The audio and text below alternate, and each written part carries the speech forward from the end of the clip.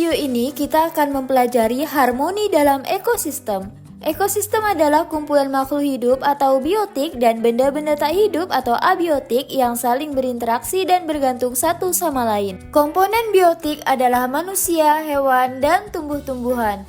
Komponen abiotik adalah benda-benda tak hidup seperti batu, tanah, suhu, udara, air, dan cahaya matahari. Komponen biotik tersusun dari individu, populasi, dan komunitas. Individu adalah makhluk hidup tunggal seperti seekor ayam. Populasi adalah kumpulan individu yang sejenis seperti populasi ayam. Komunitas adalah kumpulan populasi yang hidup di suatu tempat seperti ayam, rumput, dan belalang. Dua jenis makhluk hidup di dalam ekosistem dapat saling berinteraksi satu sama lain. Kompetisi adalah persaingan dua makhluk hidup, contohnya persaingan ulat dan belalang untuk memperebutkan makanan.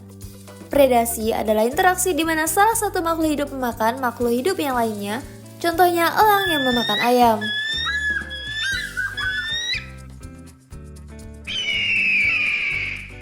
Simbiosis mutualisme adalah interaksi yang saling menguntungkan. Contohnya interaksi bunga dan lebah.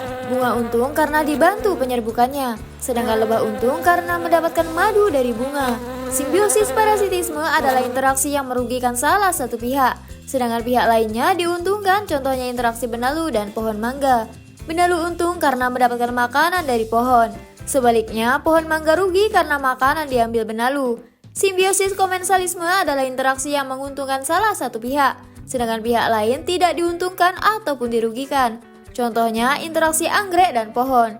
Anggrek untung karena mendapatkan posisi baik dengan menumpang tumbuh di tubuh pohon, sedangkan pohon tidak rugi ataupun untung. Aliran energi pada makhluk hidup berlangsung melalui pola interaksi makhluk hidup berupa rantai makanan dan jaring-jaring makanan. Rantai makanan adalah sebuah peristiwa makan dan dimakan antara sesama makhluk hidup dengan urut-urutan tertentu. Dalam suatu rantai makanan terdapat makhluk hidup yang mempunyai peran sebagai produsen, konsumen, dan sebagai dekomposer atau pengurai. Silakan simak contoh rantai makanan berikut. Rumput adalah produsen karena rumput dapat menghasilkan makanan sendiri melalui fotosintesis. Rumput dimakan oleh belalang. Belalang adalah konsumen satu atau konsumen primer. Belalang dimakan oleh katak. Katak adalah konsumen dua atau konsumen sekunder. Katak dimakan oleh ular. Ular adalah konsumen tiga atau konsumen tersier.